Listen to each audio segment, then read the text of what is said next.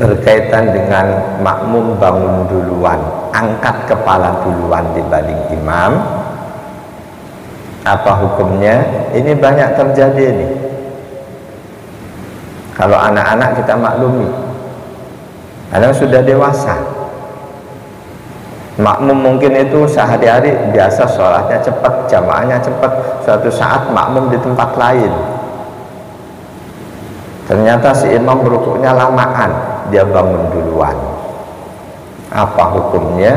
Makmum bangun duluan dari rukuk dan sujudnya dibanding imam.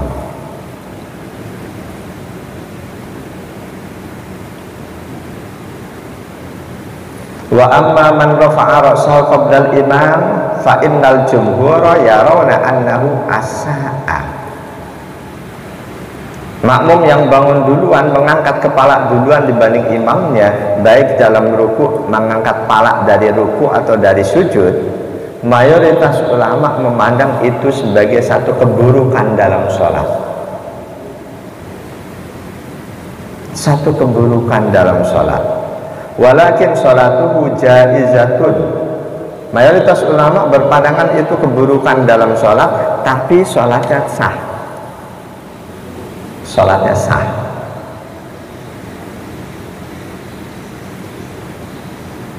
Buruk tapi sholatnya sah.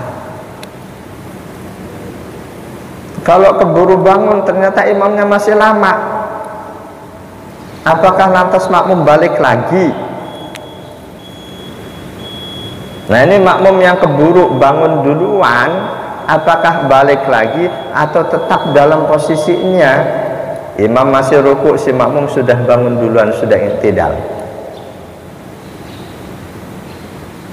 Apakah balik lagi rukuk mengikuti imam atau tetap dalam posisinya yang sudah terlanjur berdiri? Ini ulama khilafiyah.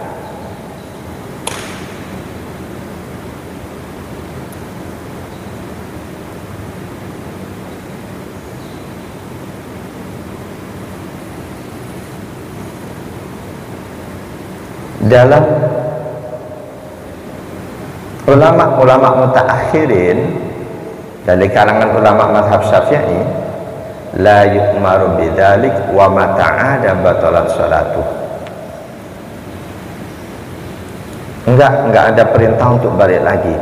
Sudah terlanjur bangun duluan, ya sudah, diam posisi itu. Ketika dia balik lagi, batal sholatnya. Alasan batalnya li'annahu yasiru qad zada fi sholatihi ruknan. Kalau dia balik lagi berarti dia sudah menambahkan rukun.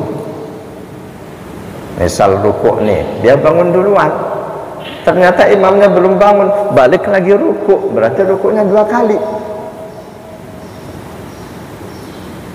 Ini ulama-ulama mazhab Syafi'i mutaakhirin berpandangan nggak boleh balik lagi, kalau balik lagi batal.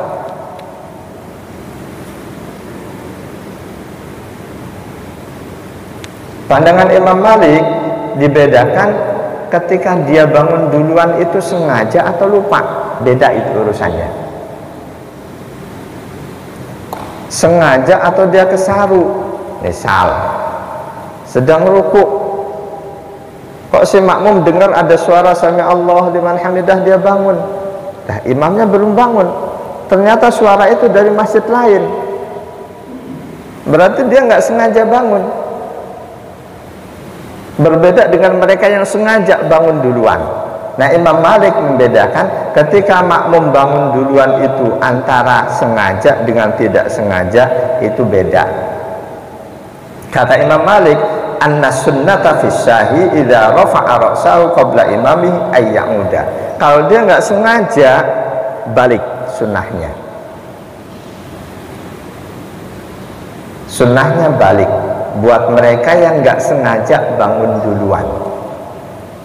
Ketika dia udah berdiri, i'tidal, balik lagi ruku, karena nggak sengaja ketika bangun tadi, dia tidak disebut menambahi rukun. Jadi dia balik, wala yaqifu yantadiruhu, dia nggak boleh tetap diam berdiri nunggu imam.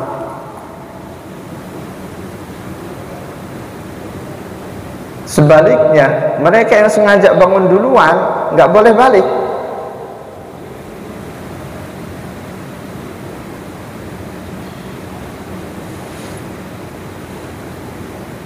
Jadi ketika makmum terlanjur duluan bangun dari rukuk, dari sujud dibanding imamnya, apakah dia balik lagi rukuk ngikutin imam atau tetap? Ini khilafiyah. Jadi pandangan asal mayoritas ulama ketika makmum bangun duluan dibanding imamnya itu sholat yang buruk. Tapi mereka mayoritas ulama berpandangan sholatnya nggak batal. Pandangan kedua, wa dhahaba qaumun ila anna sholatahu tabtulu lil wa'idil ladzi jaa'a fi dzalika. Makmum yang bangun duluan, bangun dari ruku, bangun dari sujud, meskipun cuma sekali duluin imam bangun dari ruku atau dari sujud, itu sholatnya batal.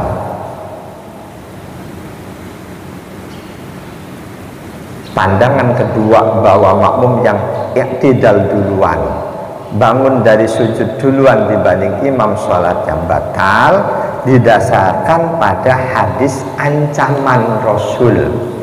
Hadisnya Bukhari Muslim. Rasul mengancam siapapun makmum yang bangun duluan dari imamnya, Allah akan rubah kepalanya seperti keledai. Ancaman tidak diberlakukan kecuali untuk menerjang haram, untuk meninggalkan wajib. Kalau meninggalkan sunnah atau menerjang sunnah itu nggak ada ancam-ancaman. Ketika ada ancaman berarti itu menunjukkan hal itu haram. Hadis lengkapnya an Muhammad bin Ziyad sami'tu Abu Hurairah radhiyallahu anhu anin Nabi sallallahu alaihi wasallam qala amma yahsha ahadukum aw la yahsha ahadukum idza rafa'a ra'sahu qabla al-imam ay yaj'alallahu ra'sahu ra'sa himarin aw yaj'alallahu suratahu surata himarin. Riwayat Imam Ahmad, Imam Bukhari 691, Imam Muslim 991, Abu Dawud, At-Tirmidzi, An-Nasa'i dan Imam Ibnu Majah. Dari Muhammad bin Ziyad, beliau mendengar langsung dari sahabat Abu Hurairah radhiyallahu anhu. Dari Nabi sallallahu alaihi wasallam, Nabi bersabda, "Ama yahsha ahadukum?" Apakah kalian enggak takut? Aula yahsa ahadukum, apakah kalian enggak takut idza rafa'a ra'sahu qabla al-imam, ketika bangun dari ruku, dari sujud mendahului imam, enggak takut ayyaj'alallahu ra'sahu ra'sa himarin, enggak takut Allah rubah palanya jadi palak keledai? Aw yaj'alallahu suratahu surata himarin, enggak takut Allah rubah bentuk tubuhnya menjadi seperti keledai? Ini ancaman. Boleh jadi mereka yang sholat sering bangun duluan dibanding imamnya, nanti di hari kiamat terlihat seperti keledai. Nah, berdasarkan hadis ini, hadis ancaman ini, pandangan kedua, siapapun makmum yang iktidal duluan, yang bangun duluan dari sujudnya dibanding imam, batal sholatnya.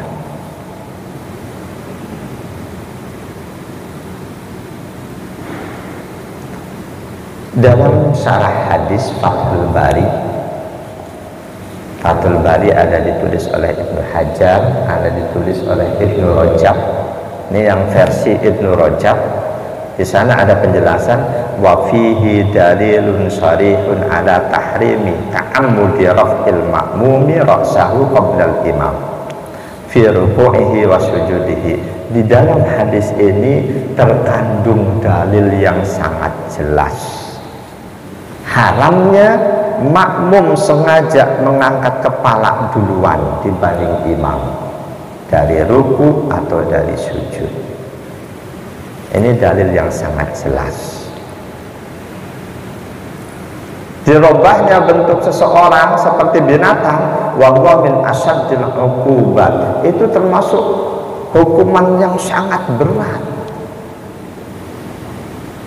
Saya cocok dengan pendapat ini yang kedua, bahwa makmum sengaja bangun duluan dibanding imamnya dari rukuk dan dari sujud, batal sholatnya.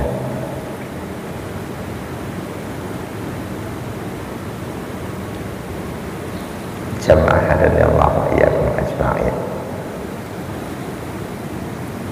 Kenapa perumpamaannya kok Rasul gunakan keledai?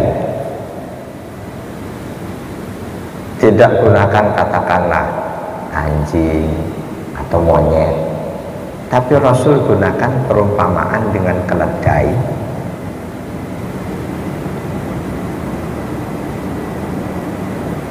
Ala riwayat sahihatil masyhur. Alasannya li'annal himara min abladil hayawani wa ajhaliha. Karena keledai itu jenis binatang, salah satu jenis binatang yang paling bodoh. Keledai. Anjing walaupun begitu dididik cepat bisa. Keledai salah satu jenis binatang ajladil hayawan wa ajhaliha, binatang yang paling bodoh. Wabihi yadribul masalu fil jahli.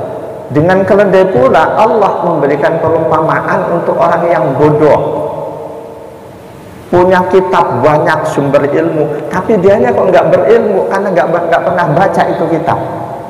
Allah umpamakan dengan keledai di surah Al-Jumu'ah. Masalul ladzina hummilut tawrata summa lam yahmiluha kamasalil himari yahmilu asfara. Perumpamaan orang-orang yang kemana-mana bawa Taurat, selalu baca Taurat, semalam yahmiluha, tapi isi Taurat kok nggak ada dalam kesehariannya, isi Taurat nggak ada dalam otaknya. Kamasalil himar, seperti keledai yahmilu asfaro, yang dia bawa banyak kitab. Isi kitabnya apa? Kalau dia nggak ngerti. Orang selalu baca Quran, tapi apa ilmu yang ada dalam Quran nggak tahu. Boleh jadi ini. Nah itu jangan pernah sekedar rajin membaca Quran, tapi kandungannya apa kita nggak tahu. Tapi saya nggak umpamakan, karena baca Quran baca saja nggak ngerti artinya, itu ada manfaatnya kok. Jangan samakan dengan baca Taurat. Jadi baca Quran walaupun nggak ngerti artinya, itu sudah ada manfaatnya, 1 huruf 10 pahala. Hadisnya Hasan dari sahabat Utsman bin Affan. Man qara'a al-Quran falahu ajrun, wal ajru, setiap satu pahala ditulis 10 kali lipat. La aqulu alif lam mim harfun walakin alifun harfun wa lamun harfun wa mimun harfun.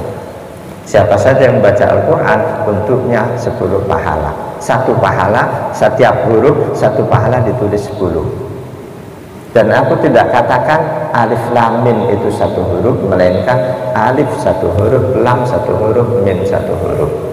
Di hadis itu Rasul kasih contoh alif lam mim, padahal alif lam mim apa artinya tidak 1 orang pun yang tahu.